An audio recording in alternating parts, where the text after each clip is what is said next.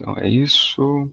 É, bom dia a todos, a todas, ao pessoal do YouTube, quem está aqui participando e quem vai ver depois. A gente vai dar sequência aqui ao capítulo 7, né? Parte 1 de psicose. E, e nesse momento, né? A gente está finalizando o item, né, a letra C, crosscap, e o Alfredo vem trabalhando com, com plano projetivo, com topologia, com esse novo paradigma que parte de um impossível lógico-matemático da geometria euclidiana para passar para uma não euclidiana, e isso tudo trazendo enquanto elementos importantes para trabalhar a teoria da psicose, a questão da infinitização, né, a falta de limite, e, e com a questão do plano projetivo, a questão do enquadre, né, do quadro, né, dos limites estabelecidos para se pensar a realidade. Então, antes de começar, vocês têm alguma questão? Vocês querem, como de costume, né, eu pergunto, querem retomar algum ponto do texto? Fizeram alguma anotação no último encontro? Senão eu vou dar sequência aqui e Lindsay, diga. você só me ajuda com a página do livro? Eu faltei os últimos encontros, fiquei um pouco perdida com Tá, o deixa eu. ponto que estamos. Tá, do livro, É a né? Isso. página 231. Tá bom, obrigada. Ótimo. Então, achou. Eu teria que olhar aqui. Então, estamos na 231. Então, vou dar continuidade, caso vocês queiram, em qualquer momento, né, falar, comentar alguma coisa, fiquem à vontade. Então, além disso, no mundo tridimensional, e se quisesse completar a sutura do orifício da esfera e da borda da banda de Möbius, também surgiria pelo menos um ponto de impossibilidade na realização material dessa união. Então, aqui, só para relembrar, né, falando da impossibilidade de fazer, de submergir no plano, né, na realidade 3D, né, que é a intuitiva, né, o crosscap, por exemplo, né?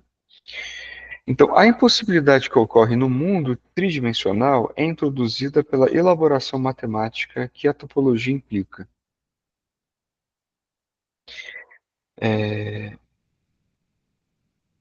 Sem essa elaboração, tal impossibilidade não existiria. Não é preciso lamentar não ver essa impossibilidade no mundo intuitivo, pois, justamente, o que o mundo intuitivo faz é ocultar a impossibilidade. A impossibilidade é introduzida por um fato lógico discursivo, nesse caso matemático. E aqui a gente tem um paralelo que a impossibilidade ou o impossível, ele está delimitado ao simbólico, né? Então, retomando e lembrando, né, o quinto postulado de Euclides, e de como que era um postulado que partia a partir de de um saber intuitivo, né, e como que é construído, então, a partir dessa impossibilidade lógico-matemática, é um novo saber, né, no caso, o topológico, o projetivo. Então, isso tudo que o Alfredo vem trazendo a partir disso vai ser transposto, em alguma medida, aos conceitos trabalhados por Lacan, né? Então, o crosscap é uma superfície fechada que se caracteriza pela continuidade entre o interior e o exterior, por onde poderia passar um ser infinitamente plano, ou seja, bidimensional, do dentro para o fora, ou vice-versa, né? Essa é uma pergunta, e sim. E lembrando que, além disso, ele é né, como é colocado ali, quase como uma esfera com furo, né, só que a banda de Möbius seria isso que iria tampar, né? Então, pelo ponto possível de introduzir no tridimensional. Então, vamos aqui. Olá, Zenilda, bem-vinda. Aqui, ó. O ponto representado pelo círculo branco. Então, vamos. Ó, aqui essa imagem que está, inclusive, está no livro, tá? Então, vamos ver. Temos duas formiguinhas, um ponto branco, uma fileira cinza e uma fileira, né, de cor preta, tá? O ponto representado pelo círculo branco no desenho a seguir representa um ponto de aparente autoinserção, pelo qual uma linha, por exemplo, a preta, corta a linha cinza e vice-versa. Então, o ponto branco é um ponto de autoinserção de ambas as linhas. As duas formiguinhas ultrafinas poderiam atravessar como se cada linha atravesse a outra. Então, assim, é importante pensar que, se fôssemos falar de forma mais assim, rigorosa, as formiguinhas não são ultrafinas, elas são bidimensionais, né? Tá? Assim como todo o restante. Então, é como se fosse duas pontes que passam pelo mesmo ponto, mas cada uma desconhece a existência da outra. Pode-se dizer que ocupam o mesmo lugar no espaço, mas se desconhecem mutuamente. Então, aqui é muito interessante, né, poder pensar como que esse novo estabelecimento dessa geometria, ela de fato, ela extrapola certos paradigmas ou certas coordenadas anteriores, né? Um dos primeiros pontos aqui colocados é que essas duas pontes, no caso, essas duas linhas, vão utilizar esse mesmo ponto, então elas ocupam o mesmo lugar no espaço. Né, o que seria meio estranho dizer que dois corpos ocupam o mesmo lugar no espaço. Além disso, além de ocuparem o mesmo lugar no espaço, elas desconhecem uma outra, né? Então, essa é uma tentativa de uma certa analogia para falar do cross-cap, né?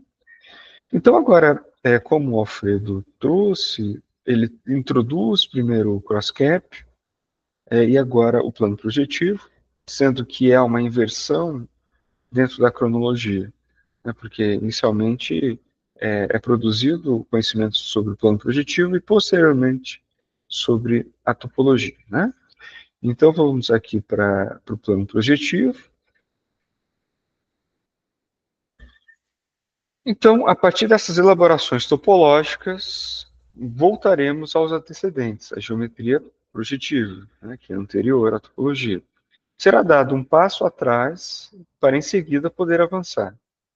Então, anteriormente, fez referência à projeção em perspectiva, ou seja, como se consegue projetar corretamente, seja em um plano, uma cena plana, outro plano, o que se denomina uma perspectiva espacial, ou dois objetos reais em um plano, o que se chama de projeção em perspectiva.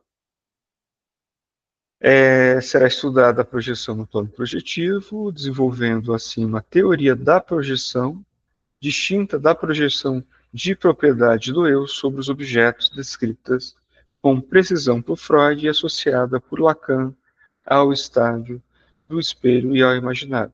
Então, aqui o Alfredo está falando, está trazendo algo como, olha, são coisas diferentes, tá? Não estamos falando da a projeção freudiana, né? Que se projeta no outro. Tá? Ao articular a psicanálise com os desenvolvimentos da geometria euclidiana, projetiva e topológica, Lacan cria uma concepção de realidade inovadora e perfeitamente articulada à clínica psicanalítica. Então, é muito importante porque temos uma nova... Quando aqui o Alfredo diz Lacan cria uma nova concepção da realidade, né, isso aqui, ele repare que em outros momentos ele trouxe, quando ele falava do esquema RI, especificamente, ele estava dizendo sobre a realidade psíquica, né? Aqui ele está dizendo da realidade enquanto, de forma mais ampla, inclusive sobre a teoria, né? E a partir disso a gente está vendo que os marcadores simbólicos vão sendo outros, né? Fazendo a distinção, porque essa é a chave de leitura trabalhada e tensionada pelo Alfredo, tá? Para tentar produzir um certo avanço e defender sua pesquisa, né? Que seria qual? Da desambiguação. Então, a partir disso, ele vai fundamentar essa distinção, né? Considerar a projeção dessa forma lhe confere um sentido mais estrutural, como envolvido na projeção de uma esfera sobre um plano. Se fosse a projeção do globo terrestre sobre o plano, obteríamos um planisfério, o que se estuda na escola primária, e que, naquele momento, de apreensão simbólico, do simbólico, não é tão fácil de entender. Igualmente, se apresentarmos um globo terrestre a crianças pequenas, ele também não será facilmente assimilado pela sua intuição espacial. Para a criança pequena, o mundo é plano. Os adultos sabem que é esférico. Aqui a gente abre aspas aqui, né? Porque a gente sabe que alguns adultos ainda não conseguiram chegar nesse desenvolvimento simbólico, né? Tanto é que acreditam que o mundo é plano. Mas, na realidade, todos os deslocamentos cotidianos são feitos como se vivêssemos em um mundo infinitamente plano. Então, né, os terraplanistas são um bom exemplo disso, né, que não ficam delimitados apenas à infância. Mas, além disso, a gente pode pensar, por exemplo, no avanço da física. Tá. Por quê? Por que eu estou dizendo isso? É porque, lembrando, claro, aqui eu falei dos terraplanistas, mais assim, de crítica, mas o outro sentido disso é tratar a questão de forma intuitiva, né? O que uma criança ou um terraplanista faz é se limitar àquilo que é intuitivo, aquilo que é possível ser visto, né? Aquilo que é possível ser aprendido apenas a partir do que é imediato. Então, a gente tem, por exemplo, algo que é muito semelhante a isso na própria física, que é a física newtoniana. A física newtoniana, ela funciona dentro dessa delimitação, por exemplo, do planeta Terra, né, para calcular espaços, né, um espaço limitado, por exemplo, a frenagem de um carro, o deslocamento de um objeto, de um corpo, dentro de um espaço pequeno, que é o planeta Terra, onde é intuitivamente colocado como tudo é plano, né? Já com a física, por exemplo, da relatividade de Einstein, já é colocado a questão a seguinte: há uma mudança de paradigma, né? Se na física newtoniana a menor distância entre dois pontos é a reta, já para a física da relatividade de Einstein, já não é a reta, é a curva, né? Em um deslocamento de espaços muito grandes, a física newtoniana ela já não funciona, mas sim a da relatividade. Em um deslocamento em espaços muito distantes, como o universo, os cálculos de Einstein vão apontar que é uma curva, seria a menor distância entre dois pontos, né? O que é, obviamente, nem um pouco intuitivo, né? O que seria, de alguma forma, algo absurdo para um terraplanista que vai se fundamentar apenas por aquilo que é intuitivo, né? Ou para uma criança, né? Então, ao projetar uma esfera sobre um plano, estabelece-se que a cada ponto da esfera corresponde um ponto do plano. Então, aqui a gente tem um exemplo da projeção de uma esfera em um plano. Né? É uma planisfera. Né? Condição de bijetividade, tá? Que é o termo em espanhol, então é utilizado um pouco diferente, mas em português é bijetividade. Dá uma pesquisada para ver se a tradução qual que era mais adequada. Então, aqui, ao projetar a esfera sobre um plano, estabelece que cada ponto da esfera corresponde a um ponto do plano, exceto um ponto, que se encontra onde se cruzam as linhas que percorrem as esferas, como se fossem os meridianos terrestres, já que esse ponto é impossível de projetar. Todos os pontos ao redor desse ponto podem ser projetados no plano, mas resta um ponto impossível de projetar. Assim, a projeção da esfera no plano implica a perda de um ponto. Reparem aqui que no esquema está colocado, ponto impossível de projetar. É esse ponto que vai cruzar, que vai cortar todos os demais planos, né? Todas as demais linhas, né, que estariam referentes a ela. Então, nessa projeção de uma esfera, há perda de um ponto. Então, vamos lá, para a continuidade desse raciocínio. A projeção de uma esfera sobre um plano, a importância da esfera na intuição espacial da realidade para o sujeito humano falante, especialmente desde a Ágora grega e o Fórum romano, não necessita ser destacado. Implicará mudanças de forma e tamanho, elementos que se articulam e operam no imaginário, mas também apresenta invariantes ou propriedades estruturais, tais como os pontos de uma e outra se encontram em relação um a um, que é a bijetividade. B. Os pontos que estavam na mesma linha permanecerão colineares na projeção, ou seja, existem leis que regem as transformações projetivas, o que poderia ser equiparado ao simbólico.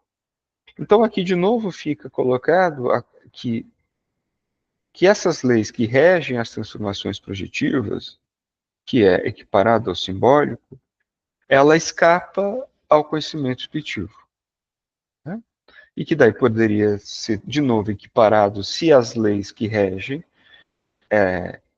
as transformações projetivas são equiparadas ao simbólico, aquilo que rege um conhecimento com bases intuitivas seria equiparado ao imaginário. Tá?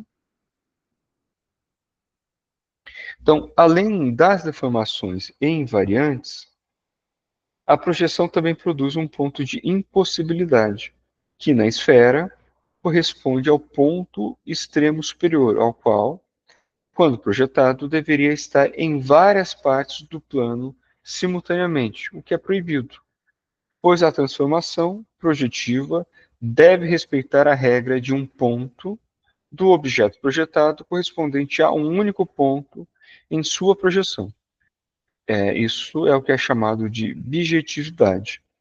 Então, a partir dessa lei, dessa regra a respeito do plano projetivo, é impossível, né? Essa regra impossibilita essa condição, né? Que esse ponto, que é o ponto de impossível de projetar, esse ponto aqui central, seja projetado, porque ele não teria uma correspondência de bijetividade, ela teria vários pontos correspondendo a um único ponto só. E aí é impossível. Então, dando continuidade, é interessante destacar, especialmente no tema da transformação do esquema R no esquema I, isso é, na distorção do campo do limite de infinitização. Então, aqui a gente tem um ponto que, né, o R para o I vai ser uma distorção, em alguns momentos o Alfredo vai chamar isso de uma distorção topológica, em outros momentos ele vai chamar isso de uma semitorção, né, isso vai a depender do que ele está tomando enquanto referência. E aqui ele está falando de uma distorção no campo do limite de infinitização. Tá? Então, no esquema R, a gente vai ver que há limites, né? E o principal que é colocado, obviamente, além das delimitações estabelecidas pela própria superfície, que são 2 ternários, 2 triângulos, né? Há também aquilo que é a distorção, efeito da não aplicação, ou da não operatividade pela foraclusão do nome do pai, né? A gente vai ter, então, no caso, o esquema I, que vai ter enquanto efeito a infinitização, né? No campo do limite. Que para a geometria projetiva bidimensional, a hipérbole é a projeção da circunferência para o caso em que uma reta tangente ao círculo se transforma em uma reta secante, conforme é demonstrado no seguinte esquema. Então aqui a gente tem, né, a projeção dessa imagem, né, transformando então uma reta tangente em uma secante. Antes de continuar com o desenvolvimento das propriedades do plano projetivo, ela já pode ser articulada ao cross-cap. Em ambos, ao menos discursivamente, estabelece-se uma equiparação pela necessidade de definir o ponto de impossível. Então, aqui um ponto que eu queria destacar é que essa equiparação ele está delimitando pelo menos ao nível discursivo, tá? Então, aqui o ponto de impossível na costura da banda de Möbius e da esfera, como buraco circular e a projeção de uma esfera em um plano projetivo, tal ponto de impossível será articulado à extração do objeto A. Daqui a pouco vai ter alguns exemplos aqui que não foi possível, inclusive, colocar na tradução por uma questão de edição do documento, que o documento não possibilita a inserção de imagens na nota de rodapé, como está no livro. Daí eu vou ter que colocar aqui o livro para vocês verem. Então, assim, retomar esse parágrafo de novo, porque não é nada intuitivo, né? Lendo. Então, antes de continuar com o desenvolvimento das propriedades do plano projetivo, ele já pode ser articulado ao cross-cap. Então, plano projetivo ao cross-cap. Em ambos, ao menos discursivamente, estabelece-se uma equiparação pela necessidade de definir o ponto de impossível. Então, quando ele está dizendo que ao menos no discursivo, ele está dizendo que discursivamente vai ser feita, né, uma comparação entre cross-cap e plano projetivo, e que, obviamente, que isso na física ou na geometria não é algo assim equiparável, tá?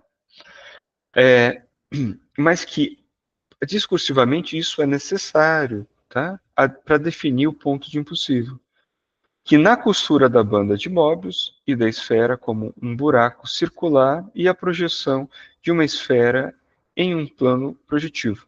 Então, essa equiparação, essa comparação, ele está colocando aqui ao nível, né, do cross-cap, é colocado na costura da banda de né, de Möbius, né, e da esfera do buraco circular, né, colocado porque o cross-cap é uma esfera com um furo, né, onde interior e exterior ele não se distingue, mas é tapado exatamente com uma banda ou uma fita de Möbius que também tem essa mesma função de interior e exterior não serem distintos, né?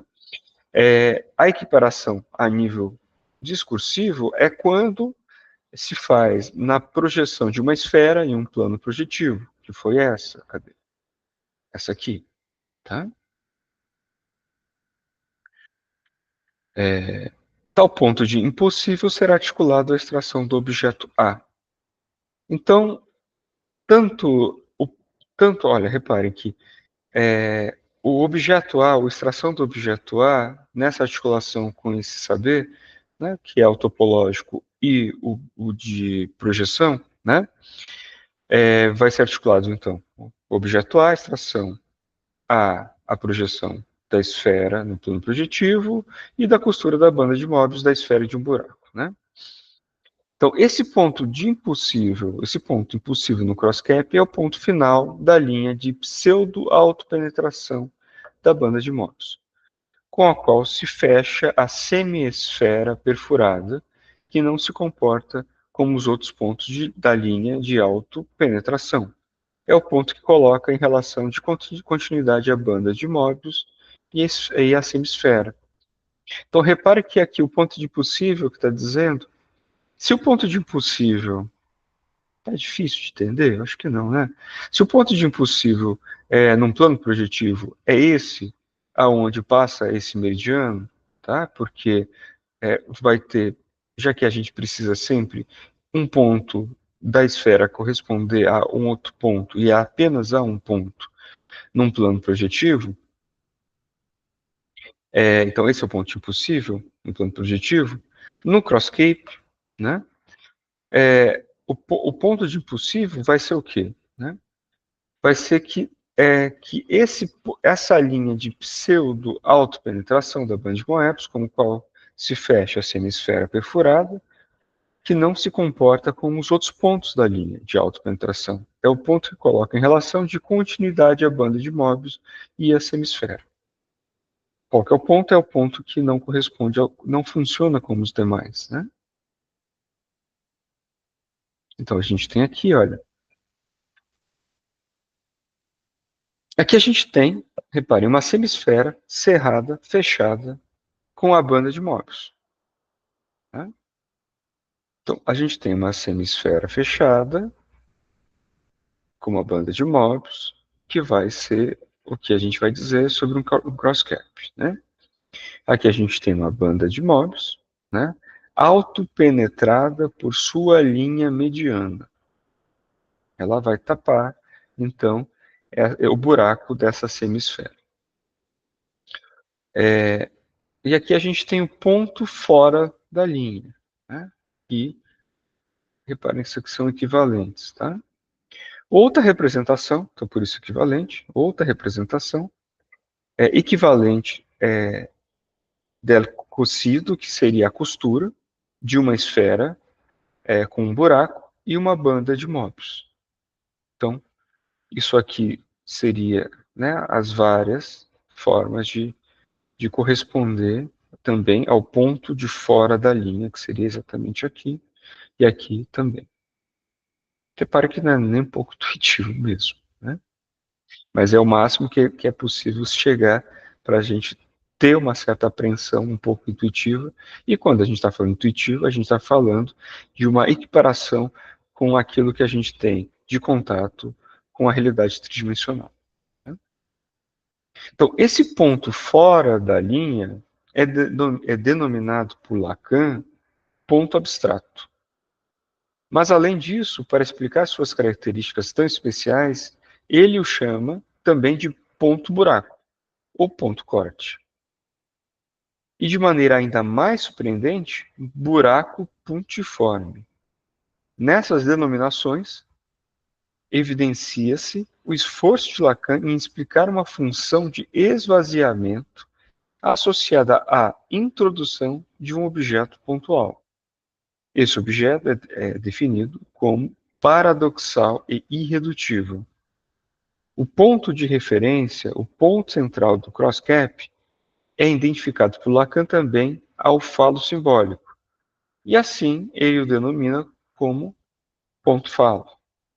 Tudo isso foi desenvolvido por Lacan, especialmente em seu seminário 9, a identificação, inédito, no ano letivo de 61 e 62.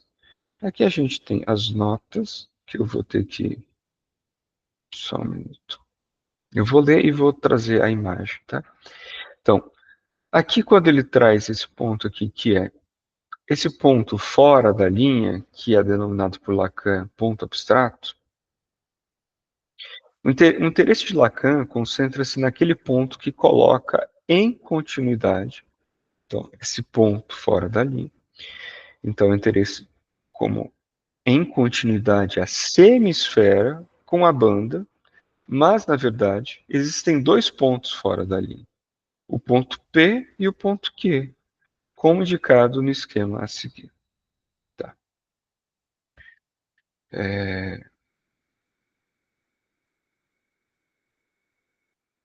Não, peraí, deixa eu achar aqui.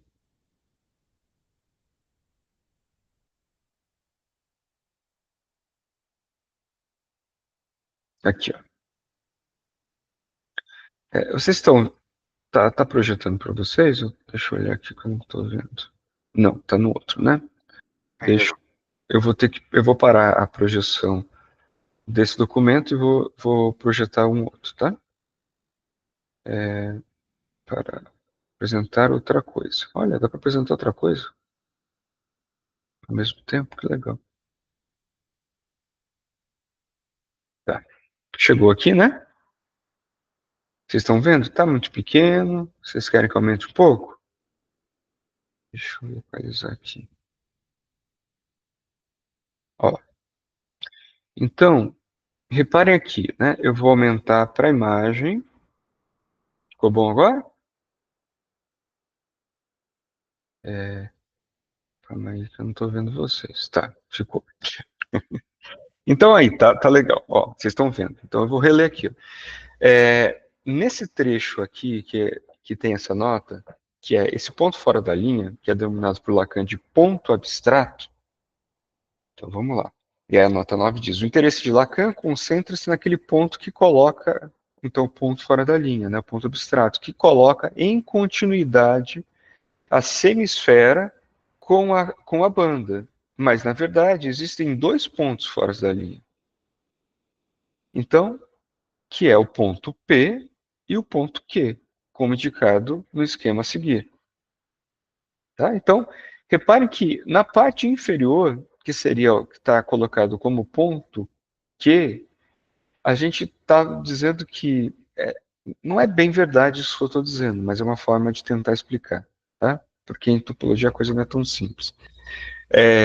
Por que não é tão simples? Porque não é nível intuitivo. Mas assim, tente lembrar que o crosscap vai ser uma semisfera com um furo, e esse furo vai ser tampado, né, tamponado pela banda de Möbius. Né? Então, é exatamente esse processo que a gente está vendo aqui, né? Algo que, a partir do crosscap, então, uma banda com essa semisfera. E nisso é produzido, então, na parte inferior, a linha Q e na parte superior a linha P. Bem? Agora eu vou colocar a outra imagem, que é, deixa eu achar, aqui, que é essa aqui. Tá, agora eu volto a ler para vocês, mas eu preciso ver como é que tá. Pronto. Então, agora a gente tem a nota 10. A nota 10 dando continuidade, eu vou reler o parágrafo para chegar até a nota 10. Então, esse ponto fora da linha é nota 9, que acabamos de ler, é denominado por Lacan de ponto abstrato, que a gente pôde perceber que, na verdade, são dois pontos. Mas, além disso, para explicar suas características tão especiais, ele o chama também de ponto buraco e ponto corte. Nota 10 agora. Então, vamos ler essa nota 10 aqui. Que no texto está em nota 9, tá? Porque como eu acrescentei uma nota de tradutor, daí vocês estão falando, mas calma aí, tá diferente. É porque na minha tradução tem uma nota a mais. Então aqui, ó, é preciso, então essa imagem é o esquema da nota 10 na minha tradução e é o esquema da nota 9 no livro. Então é preciso distinguir entre corte e buraco. Uma forma de fazer isso é a seguinte: um corte se caracteriza por produzir duas bordas. Então, reparem, a partir do momento que a gente faz um corte, temos duas bordas: a borda referente ao lado direito e a borda referente ao lado esquerdo. Cadê? Enquanto um buraco, né, que é o desenho, a imagem à direita, né, um buraco gera apenas uma borda. Né? Repare, é circular. Né? Temos apenas uma borda contínua. conforme mostrado a seguir no esquema. Tá? Então, agora eu vou voltar para o texto.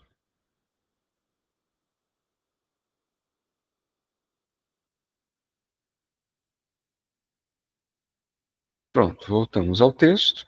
Tá? Eu estava lendo a nota 9 e 10 aqui do texto. E a gente volta a ler esse parágrafo para ver se ele ficou um pouco mais claro. Né?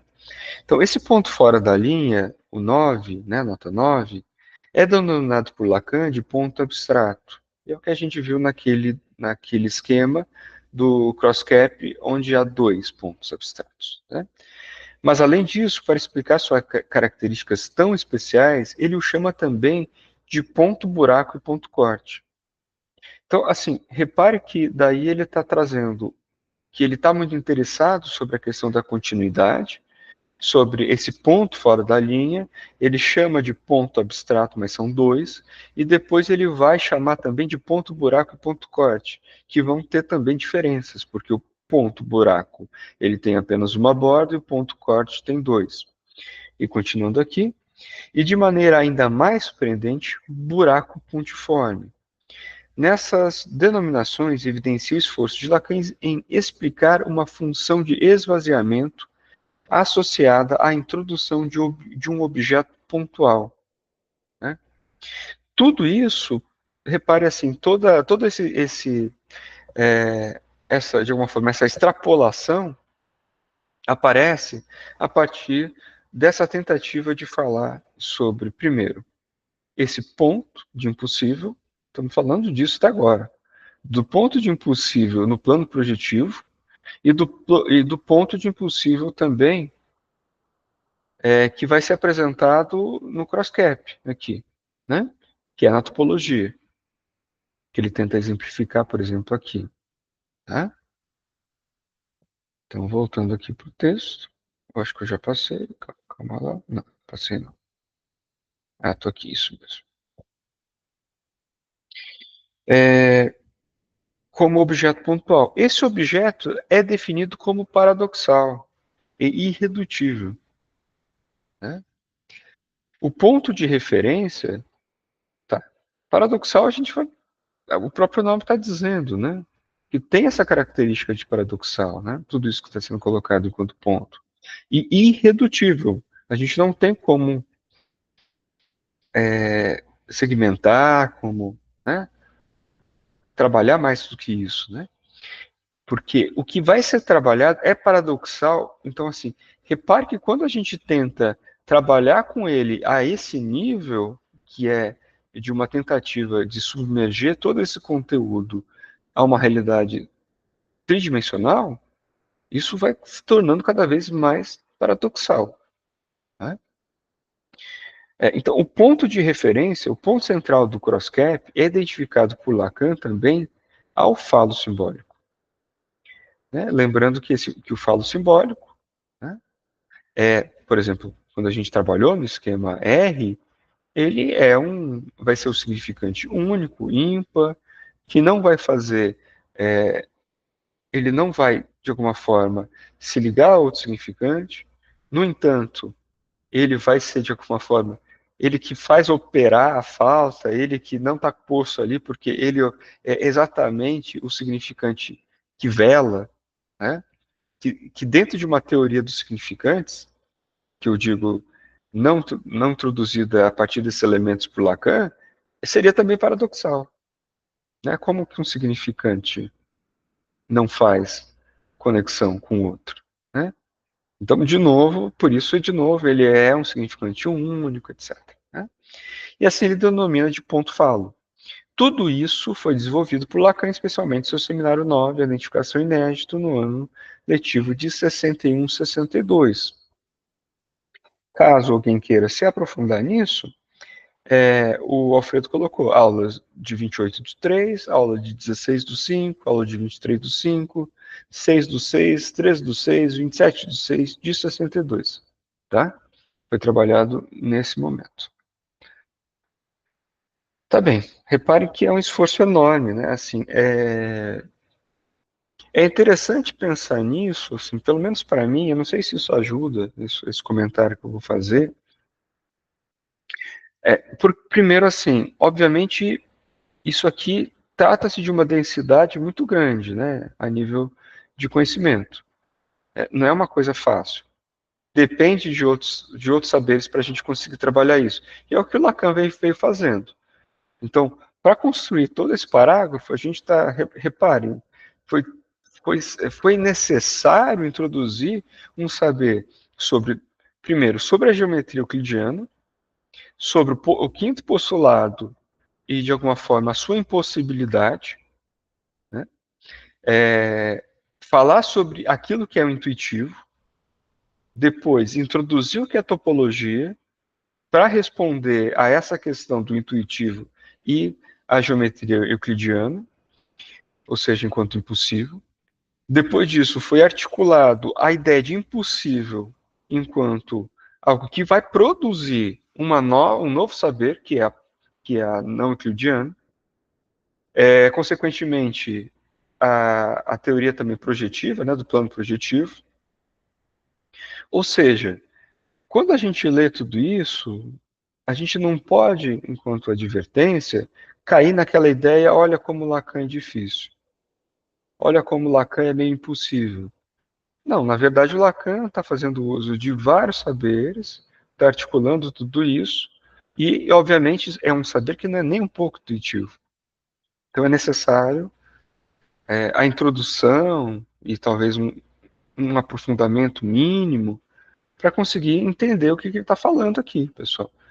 Não se trata, repare, longe de qualquer irracionalidade. Não se, é completamente fora dessa ideia. Então, assim, quando o Lacan trabalha com isso, tem um aprofundamento intelectual que está articulado a todo um saber matemático e lógico. A questão é que, às vezes, algumas pessoas que vão lendo Lacan vão tentando dizer que isso é algo assim, que extrapola o racional, que é algo do real, né? Ou seja, é um absurdo, né? Porque isso aqui é muito matemático, no final das contas. Só que, obviamente, reparem que para o Lacan conseguir estabelecer o que ele quer na sua teoria, ele precisa extrapolar a matemática. Então, ponto falo, isso não existe. Você não vai encontrar isso na teoria dos planos projetivos, não vai encontrar isso na topologia. Ele está extrapolando isso, está fazendo algo, tomando isso enquanto base para falar da teoria que ele está querendo estabelecer. Né? Mas repare, dá para queimar muito neurônio aqui. Né? Então, para especificar melhor a articulação entre plano projetivo e cross-cap, considera-se agora uma série de citações muito explícitas sobre essas articulações. A primeira diz respeito ao cross-cap. É assim, tá. O que aconteceu? Atualizou a página sozinho.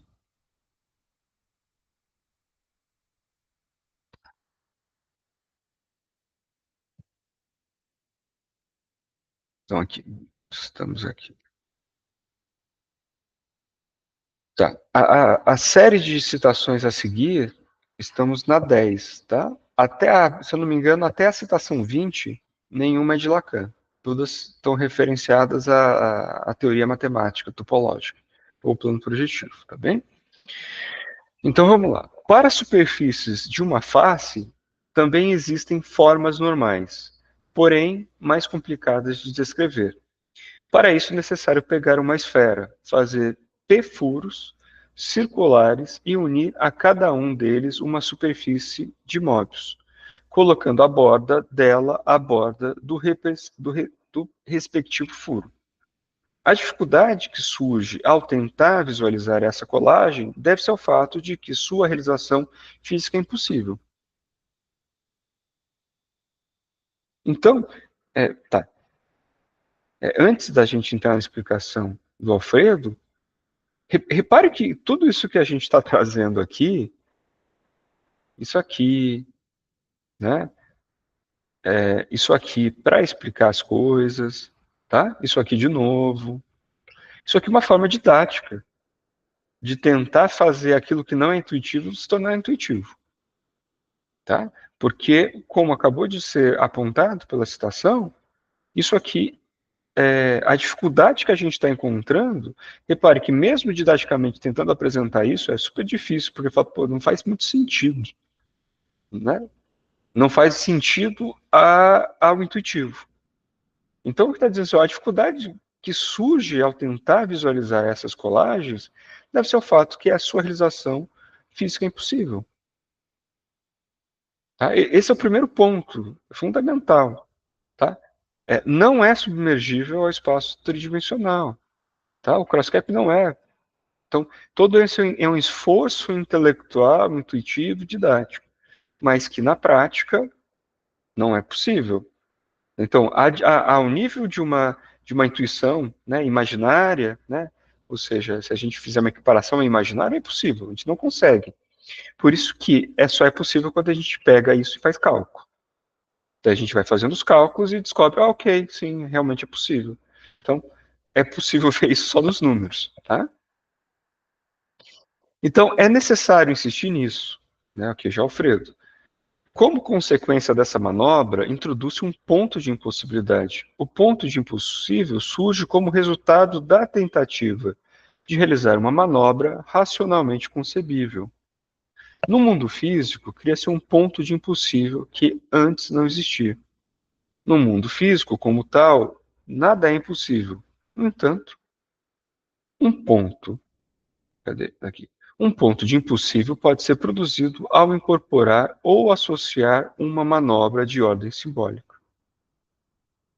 Como, por exemplo, costurar uma banda de móveis achatada em uma esfera perfurada, o que produz uma forma normal, né, que seria um crosscap. Então, repare, não sei se vocês conseguem acessar né, isso que ele está dizendo, que até o ponto de impossibilidade é produzido pelo simbólico. Né? Então, assim, no mundo, a gente a partir do simbólico, a gente consegue introduzir uma coordenada de impossibilidade. É porque no mundo físico, no mundo 3D, tudo é possível. Né? Então, isso que está dizendo assim, olha, isso aqui não é possível colocar no plano 3D, é a partir de dados simbólicos, a partir de uma lei da matemática. Então, é introduzido pelo simbólico. Até a ideia de impossível é simbólica. Eu acho que é estranho, né? Porque também não é intuitivo falar isso. Né? Ou seja, é a lei que vai dizer que o que é possível ou impossível. É uma lei determinada da física ou da matemática que introduz. Não vai ser olhando para um objeto, uma superfície, um corpo, no espaço 3D, que a gente vai conseguir capturar o que é o impossível ou impossível. Tá?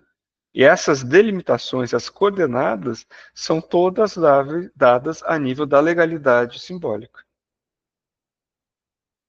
Enfim, é isso que eu queria trazer. Na verdade, eu queria trazer muito mais, assim, mas não dá para avançar muito.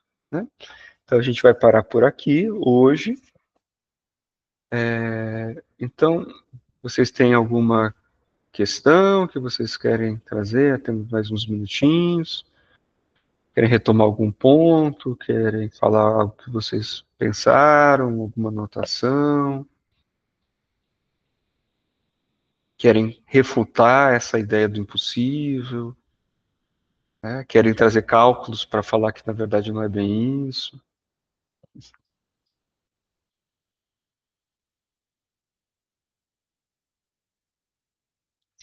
Enfim, repare que de fato é um exercício intelectual muito grande, né? Tudo isso que é de uma abstração. E quando eu estou falando da abstração, diferente da abstração do senso comum, é dessa abstração a nível do simbólico, dessas leis, dessas coordenadas. Né? Abstração porque exatamente é aquilo que se difere do concreto, e que o concreto é equiparável ao intuitivo, o abstrato comparado àquilo que seria uma legalidade, algo de uma lei matemática, física, topológica, de um plano projetivo. né? Então, a abstração é aquilo que a gente vai e pega. Então, a gente vai fazer um cálculo matemático, é abstrato, né? A gente está pegando números, a gente está usando regras, né? É extremamente abstrato isso. Então, vai depender da matemática que a gente está usando. Qual? Que é aritmética, a gente está usando o que? Está trabalhando com trigonometria, né? A gente está trabalhando com o quê? Com geometria não euclidiana, né? Porque as leis não vão funcionar uma para a outra, né? Então, obviamente, daí de novo, o impossível está colocado exatamente por essas coordenadas, dessa legalidade.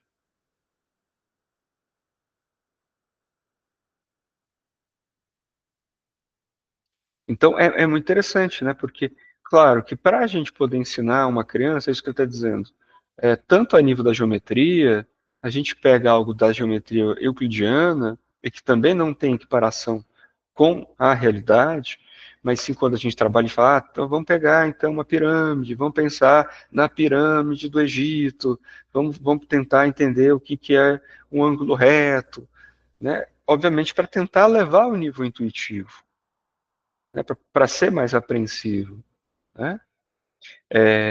A questão é que tá, a matemática é a mesma, né? 2 mais 2, 2, duas laranjas mais duas laranjas igual a 4.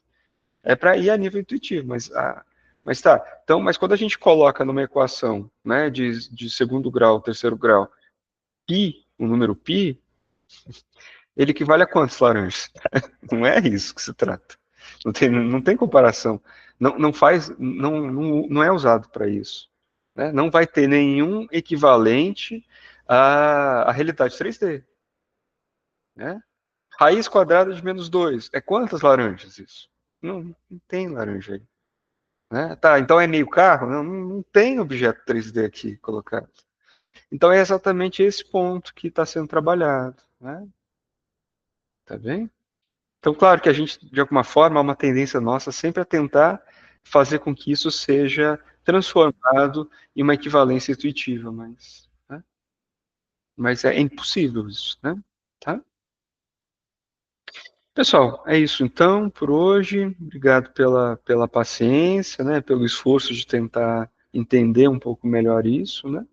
Mas que eu acho que no decorrer do estudo e da leitura, né, sobre o que é proposto enquanto o campo da Holophys, o campo do intervalo, todas essas noções que são muitas vezes meio que relegadas, meio deixadas de lado pelo nosso campo da psicanálise, são fundamentais, né, porque são termos que são lógicos, não são termos intuitivos, são termos lógicos que fazem com que a gente opere, né, na clínica, por exemplo, né, a nível discursivo, tá? Então aí vai depender muito de um esforço de tentar insistir, né, para conseguir entender um pouquinho melhor isso que é, né, muito mais próximo a uma matemática nesse momento. Bem, pessoal, então, obrigado, bom final de semana e até semana que vem. Tchau, tchau.